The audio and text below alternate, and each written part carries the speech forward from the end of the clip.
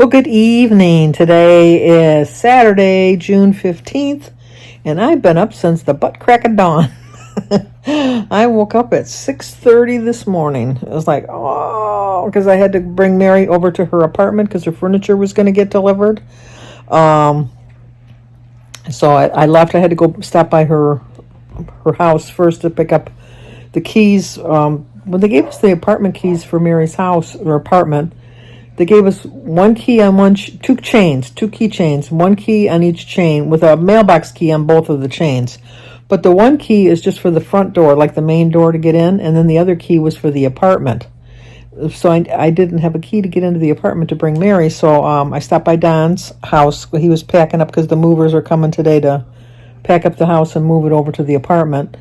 And so went over to pick up Mary, and I got there before 8 o'clock, and there's nobody there. And there's a buzzer you can ring to have somebody, let you in. And nobody was there to let me in. Let me in, wee-oo. And nobody wanted to let me in. Kept pushing the buzzer. And I know it was ringing because I could hear it ringing. So finally I called Mary and I said, Mary, you're going to have to go down to the nurse's station and tell them to let me in because they're not letting me in. So after about 10 minutes, they finally got me in. And we got over to the apartment. And Mary was sitting in her wheelchair. There's no furniture in the thing. So I said, well, why don't we go sit in the lobby? And Mary says, well, why? I'm comfortable here. And I go, yeah, you're comfortable. You're sitting in a wheelchair. I have nowhere to sit other than the floor. So there's a lobby with plenty of furniture. So she says, oh, that's a good idea. So she went down there and she met some of her fellow neighbors. So she had quite a few conversations going on. One thing my family, we know how to do is talk. So we had no problems talking. And then after that, we went, she got a text that we're here. And originally she had asked, because her car is over at the apartment building. And so she said, well, could you go out and start my car? Because I don't think it's been started in a while. And I said, yeah. So I went out to start her car. And I come back in and she says, oh, I got a text, they're here. And I go, there's no delivery truck outside. Well, there's two buildings where she's at.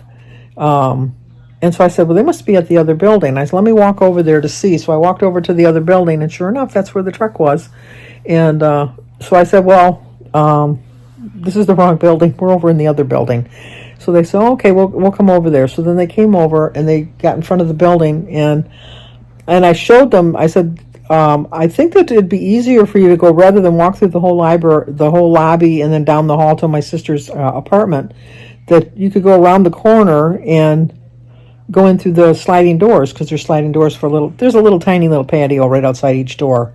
I said, so you could go and you could probably bring the stuff in there. Well, in the meantime, some guy came out and he has all these keys hanging from his belt, and he looked pretty official, and he says, oh, are you here to deliver some furniture?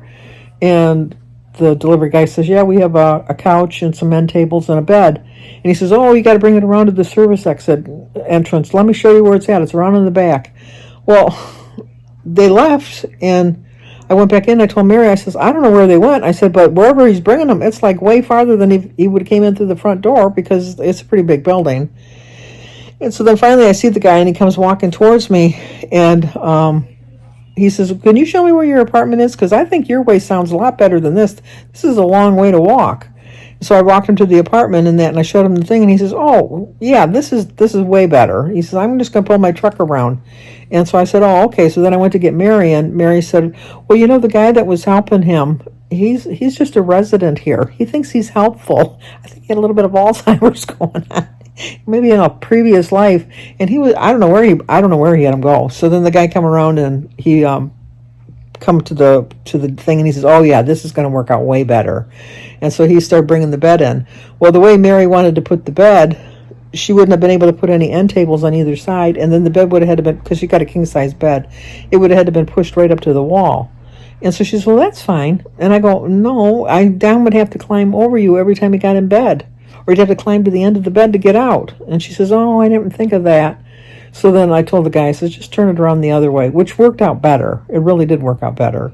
And she was able to get her wheelchair. I said, make sure you can get your wheelchair into the room, and you got enough room on that side of the bed so that you can get into the bed with no, because you don't need to, have any issues that you can't get in. And so then the guy said, that'll work. And so he had a tape measure, and he measured out so that they won't be able to put their dressers in the room, because the king size bed pretty much takes up the whole room. but they'll be able to put their nightstands and I think a lingerie. She has a lingerie dresser, just a tall chest that'll probably fit. So they were doing that. We were measuring for her other furniture that's going to come, and she has this china cabinet. And where she wanted to put it was going to block her entrance into the kitchen. And I said, this is not going to work here, Mary, where you want to put it, because the china cabinet's going to block you getting into the kitchen. You're not going to be able to get to the stove or the sink or the refrigerator. And she says, well, I think I can. She says, measure it off. So I measured it off, and then I stood like where it was. And I said, pretend I'm the china cabinet. And so then I'm standing there like I'm the china cabinet. And she goes to wheel her wheelchair, and she couldn't get through. And she says, well, you're going to have to move. And I go, no, I'm not. And she says, well, why not? And I says, because I'm a china cabinet, and I don't move that easily. And she says, well, I can't get into the kitchen. And I go, exactly. That's what I was trying to tell you. You needed a visual for me to remind you that, you can't. Well, then I'll just head down whenever I need anything. Oh, no, the point is you have to be independent. Even if you're in a wheelchair, you have to be independent. And even if you're on a walker, you got to walk in with your walker to get through. So the china cabinet, and then where I said to put it, she says, oh, that'll work. So then they came and they had to take the door off, the patio door, to get the couch in, because she's got a pretty good sized couch. But she got the couch and the 2 end tables, and then the bed all set up. And then while they were doing that, Denise showed up, and I said, well, I'm going to run over to Lowe's and get some keys made. So I went over to Lowe's and had some keys made so that they have her and Don will have a complete set of keys. So I did that, and then we were there till, and you know what? I told you she told me her delivery was between 8:45 and 11:45. And when I got there, it was like after 8 o'clock by the time I got into the building. And I'm thinking, we're never going to make it. And she says, oh, no, I got a text. They're coming between 9:15 and 9:45. And they got there about 9:30, which I was surprised.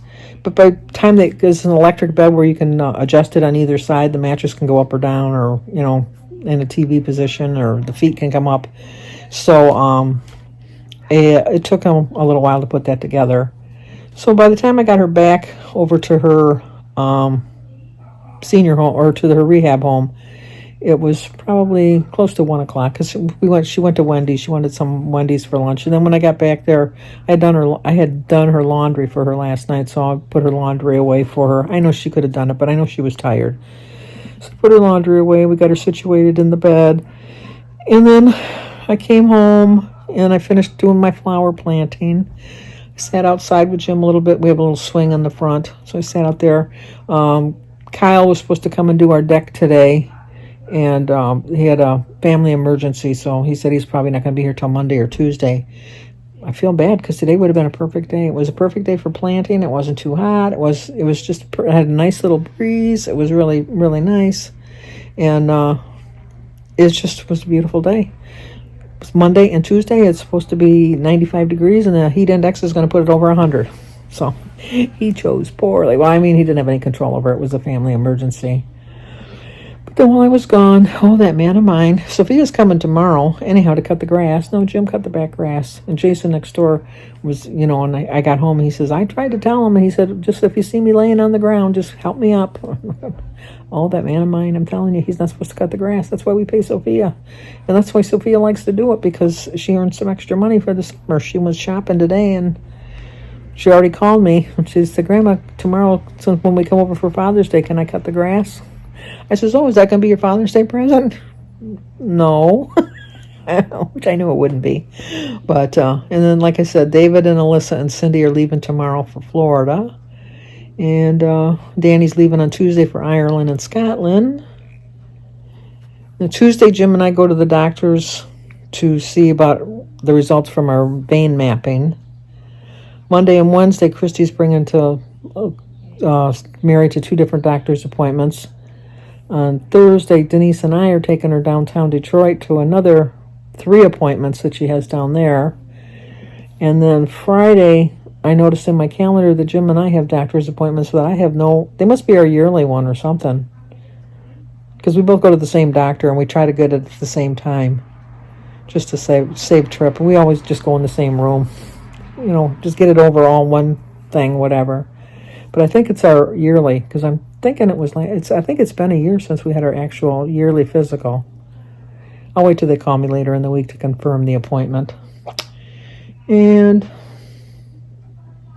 I guess that's it.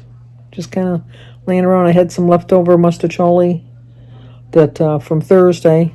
I had it for a late lunch, early dinner, because I ate about 3:30. Pretty full right now. It's almost 8 o'clock. So I don't see me eating again tonight. And then just go from there. So, yeah, I was debating whether I was going to put a video up, and look at me, I talked for 10 minutes. I'm telling you, my family, we can talk. So, anyway, we'll talk again tomorrow. How's that sound? See you then.